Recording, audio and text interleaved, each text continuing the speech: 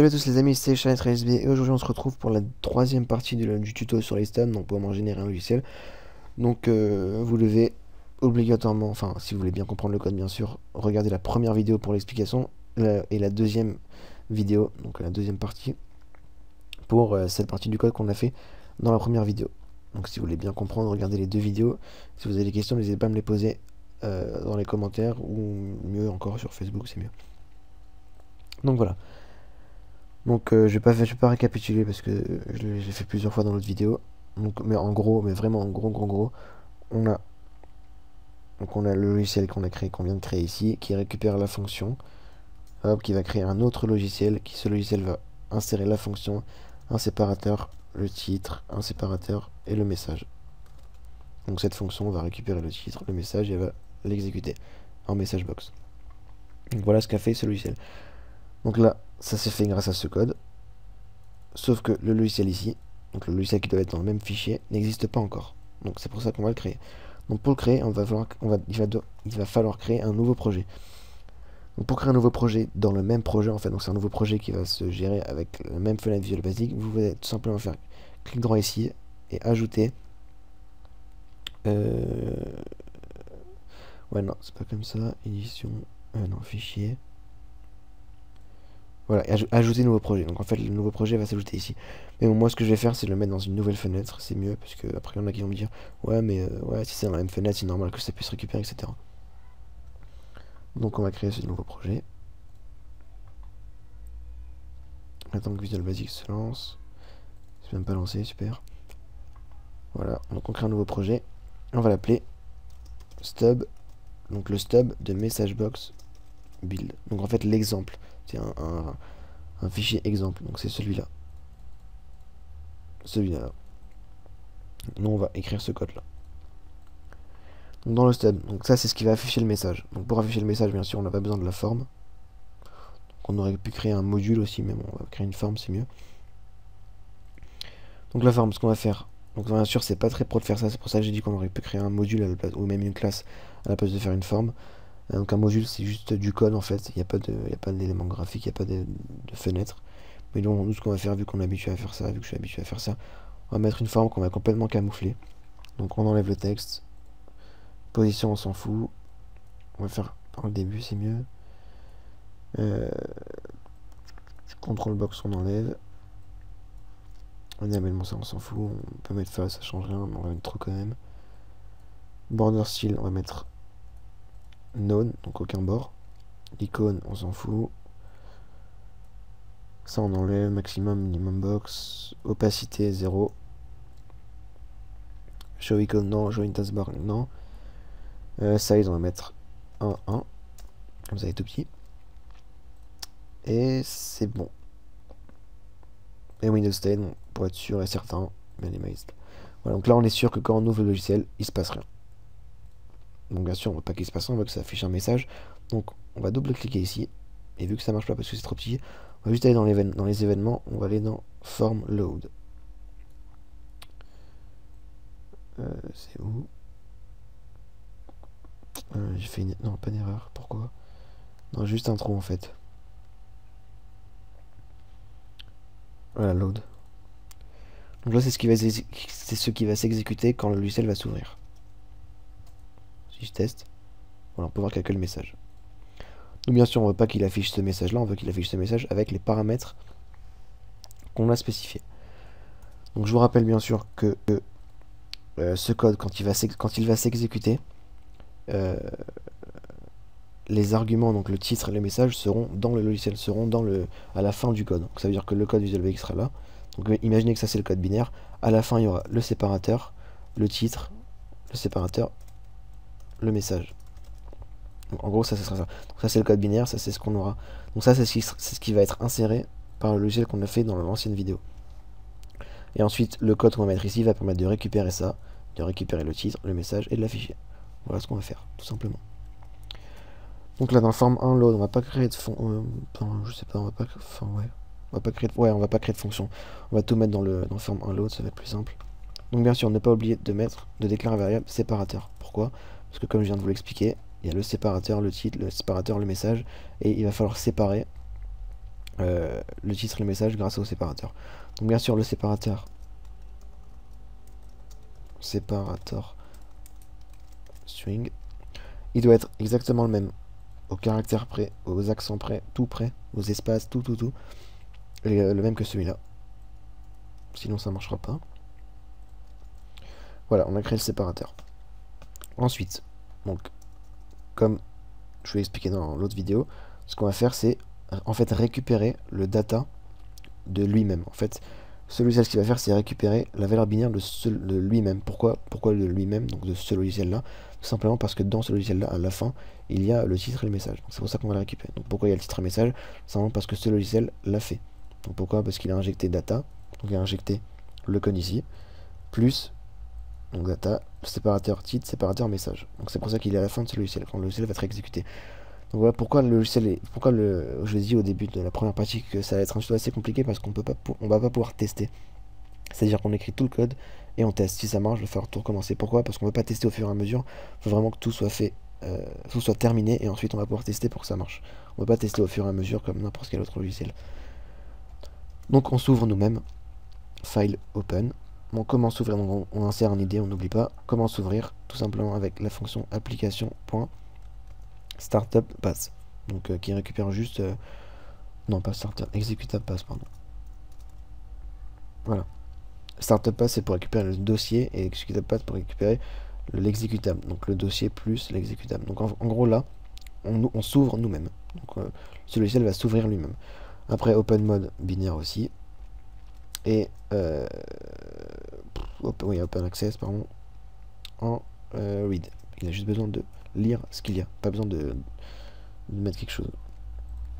Ensuite, pareil qu'ici, dans la variable data, on va récupérer le code binaire, donc tout ce qu'il y a. Donc div data string est égal. Donc je réexplique pas tout, hein, regardez sur l'autre vidéo. Space love du fichier numéro 1, donc il y a l'idée numéro 1. Ensuite, file get en data. Donc on ouvre le fichier, dans la variable data, on insère des espaces pour pouvoir les remplir avec le code binaire de ce logiciel, donc de lui-même. Une fois qu'on a fini, bien sûr, ne pas oublier, surtout n'oubliez pas ça, parce que enfin là encore ça va, puisque c'est pas, puisqu'il n'y a pas de, parce qu'il n'y a pas plusieurs fichiers à ouvrir. Mais là, vous voyez qu'il y a deux fichiers à ouvrir, il y a le stub et le fichier lui-même. Donc c'est pour ça que c'est important de mettre file close, sinon vous allez avoir des erreurs. Donc file close, donc là bien sûr aussi on n'a pas besoin de mettre l'idée, puisqu'il y a un seul fichier, mais on va le mettre quand même pour ne pas prendre de mauvaises habitudes. Ensuite, donc là, la variable data, elle a ça.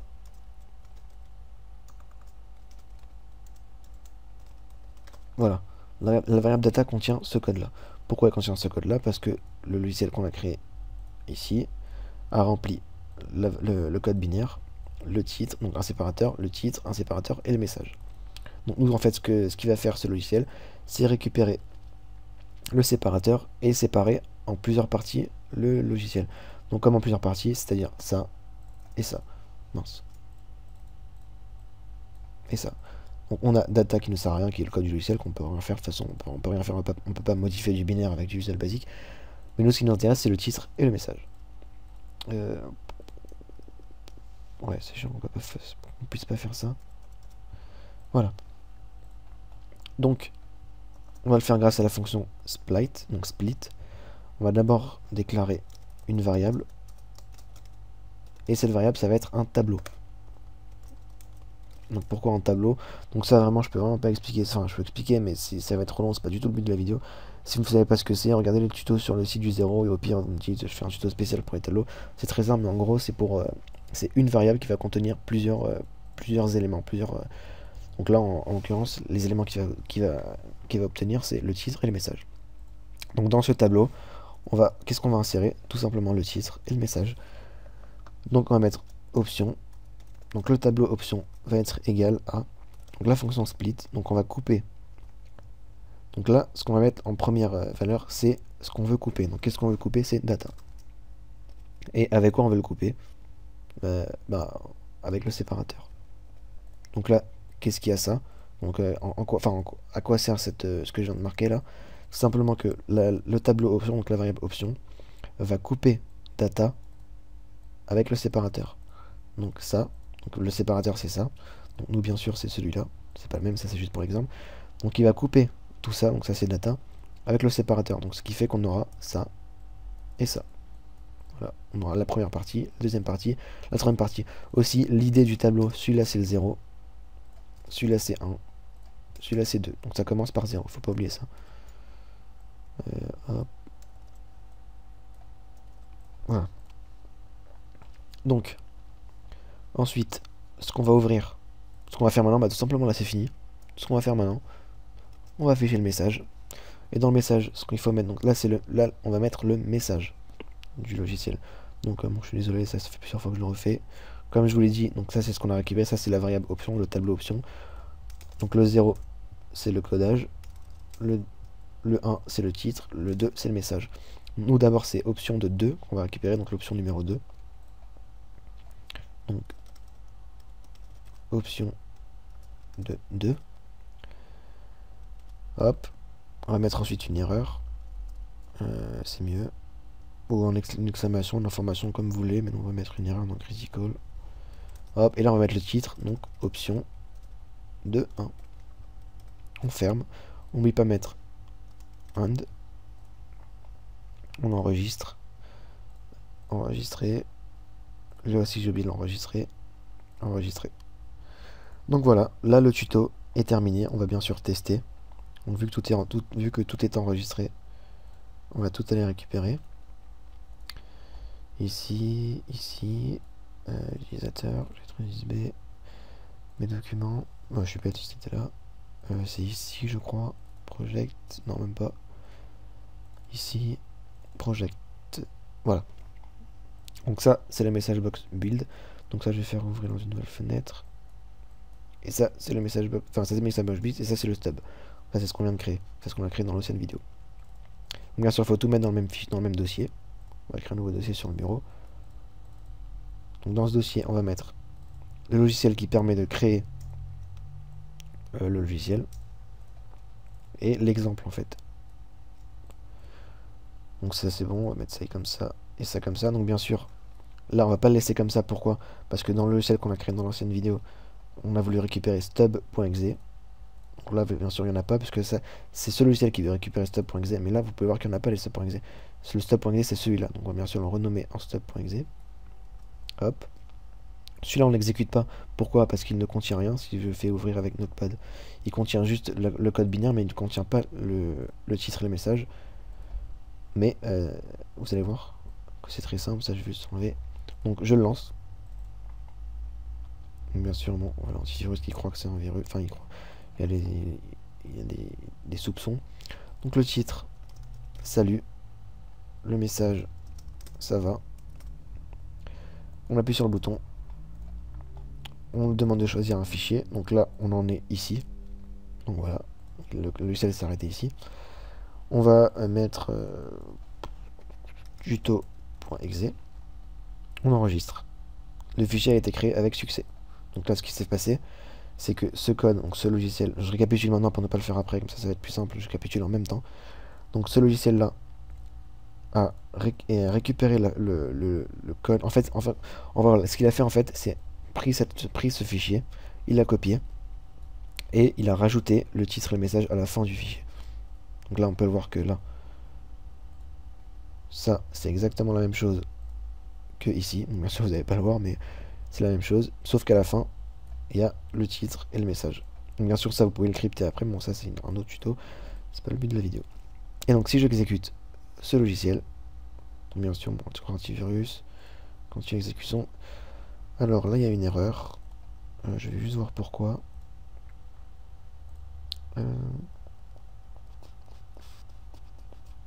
Oui tout simplement parce que j'ai pas enregistré le fichier je crois. Bien sûr il y a une erreur, faut pas l'exécuter. Mais je fais juste, ouais bon c'est pour ça, parce que j'avais pas enregistré le fichier, j'avais fini de mettre le code mais j'avais pas exécuté. Donc, une fois que j'ai exécuté, c'est bon. Celui-là, je peux l'enlever. Celui-là, bien sûr, aussi, je peux l'enlever.